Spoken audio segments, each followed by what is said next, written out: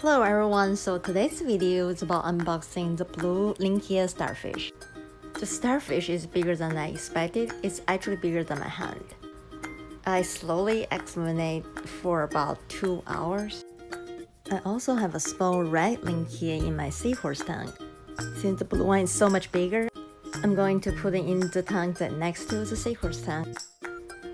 It also has some algae and some film that hopefully that starfish can feed on. In order to avoid its exposure to the air, first I put the whole bag with the starfish in the water and then carefully remove the starfish from the bag. And here it goes. While I went to store the bag away, the starfish already moved its way down.